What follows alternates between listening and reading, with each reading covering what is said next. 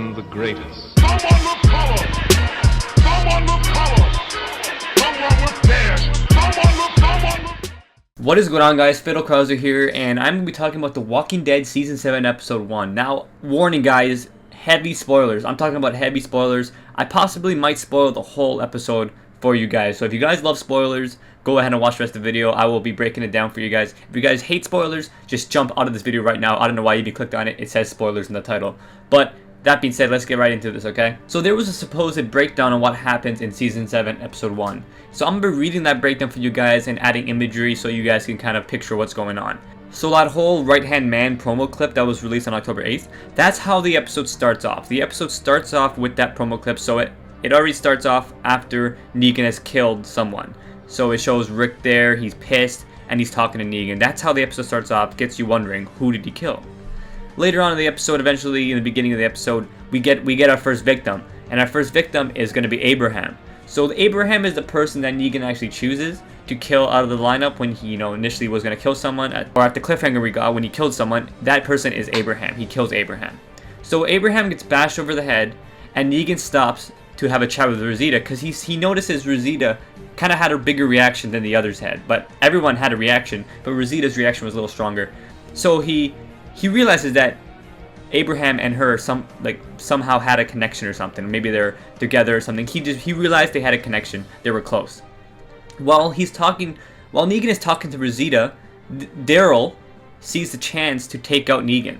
So this is where Daryl stands up and tries to take a swing at Negan. Obviously, the whole group yells like, "Daryl, don't do this. What are you doing?" Daryl's quickly stopped by Negan, obviously, and his blanket falls to the ground. And this is why we saw his blanket on the ground at the end of the right-hand man promo clip. This is why we saw his blanket on the ground, because Negan stopped him. So Daryl gets kicked right back into the lineup, and Negan notices the outcry and passion the group has towards Daryl. Now, he doesn't kill Daryl. He just notices that, the passion everyone has for Daryl. So now, because what Daryl did, Negan has to punish the group for jumping up, pretty much. For Daryl's mistake, Negan has to punish the group again. So instead of killing Daryl, he decides he can use him in another way, because he realizes all the passion they have for him.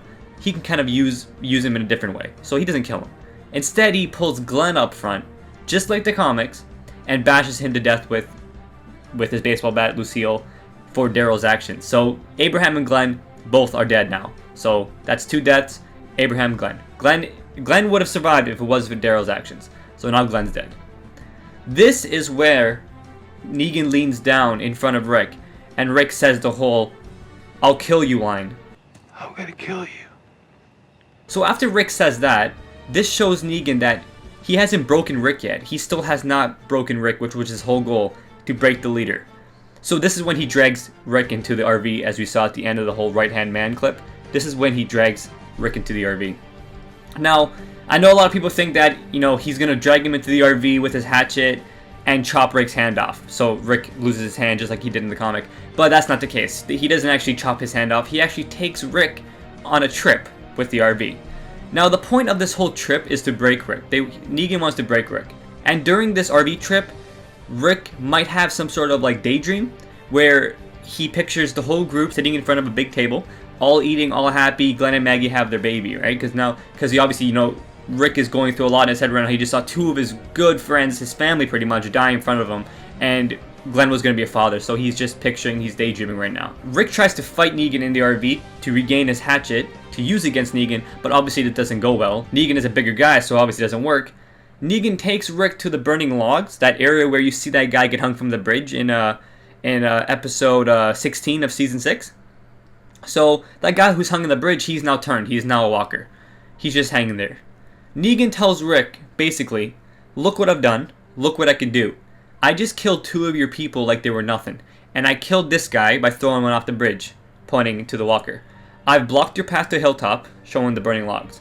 So he uses the logs and the man as an analogy, telling him, "Look, I can give you a path. I'm offering you a way out through the logs, pretty much. I blocked it, but I'm telling you that you can use the road now. If you obey my orders, you can use my things. You can drive on my roads. Or you can end up like the hanging man. Dead, no way out." He's pretty much telling Rick, you listen to me, you live. You don't, you die, right? Negan also possibly throws Rick outside the RV and the fire on the logs have attracted some walkers now. So we watch as Rick fights to see, breathe, and survive in the thick smoke, as well as fend off the walkers who are coming at him. Negan, of course, shoots the walkers if they get too close, but also toys around with Rick, might shoot around at his feet a little bit. This is why we see that promo pic where Negan is shooting his gun. This is Negan possibly shooting from the RV to kill the walkers that get too close to Rick. So now, after, talking to Rick, after toying with him, he brings it back to the group. And now this is where he finally breaks Rick. This is where he finally gets to him, and he's like, he realizes he's done his job, he's broken Rick. As he puts Rick back in the lineup, he hands him his hatchet, and he tells Rick, listen, go over there and chop Carl's arm off right now. You don't chop his arm off, I'm gonna kill him. So he tells Rick, chop Carl's arm off, or his hand, whatever, or I'm killing him.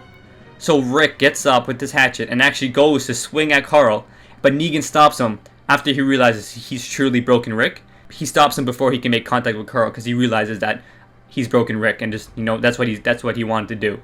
Carl apparently understands what Rick was trying to do and what Rick had to do, so Carl's not that mad at Rick, his dad, but Carl is pissed at Negan, and this kind of fuels the anger Carl will have towards Negan later on in the season. So this fuels it. So now that Negan's done what he had to do, he leaves the group of one of the pickup trucks so that the group can start gathering supplies for Negan. Negan also takes Daryl back with him to Sanctuary as his prisoner, so that if Rick tries to go against Negan, he can kill Daryl, right? He actually tortures Daryl and feeds him dog food sandwiches, but you won't see this till another episode. Maggie and Sasha take the pickup truck, and put Glenn and Abe's bodies in the back of the truck, and they're taken to Hilltop to be buried. The others get in the RV and head back to Alexandria. And finally, walkers come out of the forest to feast on the bits of brain, skin, and blood that have been stained on the ground from the two victims, Abraham and Glenn.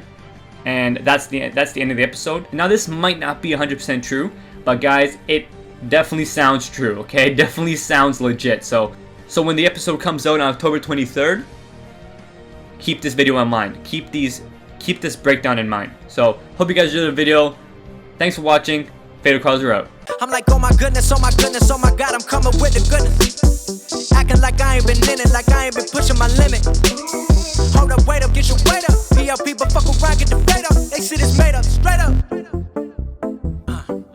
Call me Bobby Tarantino, living on the level, and I'm prophesizing everything we know. Because of the internet, I made $1 million and another $1 million. That's where the Gambino, he wanted the realest.